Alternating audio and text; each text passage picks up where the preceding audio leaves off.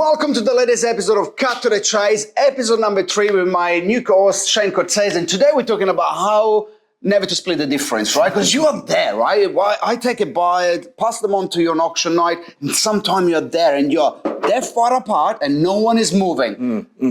It's what I live for, right? It's wonderful. It's helping two people cross the line. So let's have a look at this. Let's be at the pointy end. We're nearly there. We're 50,000 apart. The one mistake I see buyers making is, hey, I'm not going to pay that because the roof is this and it doesn't like this and the room's too small and all this sort of stuff. I always politely say to a buyer, hey, look, just at this point of time, do you mind if I go back to the owner of this property and don't tell them everything that you don't like about the house? Can I go back with this number and tell them everything you love about the house? Because at this point of time, it's still an emotional attachment to a vendor, right? We've got to get these two parties together, and telling somebody you don't like is like telling them you don't like their children, or it's just not going to work. I don't like your wife, Shane. I'm sure she's lovely. Yeah, she's lovely.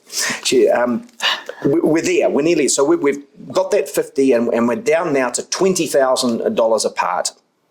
And the vendor's here and the buyer's here, and the buyer says to me, well, go back to them with 10,000 more and see if we can split the difference. So look, something that I use, I work with Steve McManamy, really great mortgage broker, doesn't matter who you work with. Ever printout that tells you $10,000 how much it comes as weekly repayment or whatever that might be, right? Because then you can go to a buyer and say, do you really want to get the property slip out of your hands for the sake of $50 a week or whatever that might be? Sometimes that helps them put it into perspective as well, right?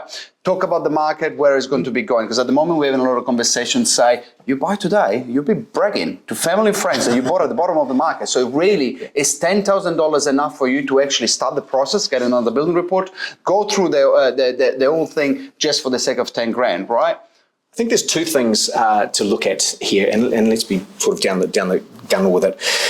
Sometimes people are at their absolute maximum, and it comes down to serviceability, and I get that, and I understand that, but I'm giving people the option to understand what is the payment afterwards for them to make decisions, and then they get to make decisions with information. That's really strong. I don't know what's going to happen into the market in the future, but I don't know of a house that's been purchased in a 7-year period that hasn't increased in value. Sometimes, like in 2021, we had great prices and they've come down, but they will continue to. Because the average is 7 years, right? Yeah, on average? 7 years here in Auckland and double, and around the country sometimes it's 10 years to double, etc. But prices, probably bricks and mortar always does go up. It's a solid investment. That's why Kiwis love it. But yes, I often carry a little postcard size rate book of. So you got it on you? I've got it on me. I always carry it, and I say, hey, look, just to let you know, if you can give me that extra $5,000 based on 6.75, 6.5, 6.25, 6%, this is what it's going to cost on a weekly basis. It's not a lot of money. I understand that you might be at that, but I just want to give you the opportunity of making a good decision. So that extra $5,000 bid is going to cost you $7.50 per week for the next 25 years. Can you make that work? Is it a possibility that you make that work? If you can, good. Are you saying I shouldn't have my flat white anymore? You shouldn't have your flat white. I mean, we joke about it, don't we? Avocados on toast, but I can't get by without a flat white in the morning. But in the long term, it's just allowing people to make decisions based on information rather than opinion, because at the end of the day, as my old good mate Aaron Davis used to say, facts far outweigh opinion. Cut to the chase.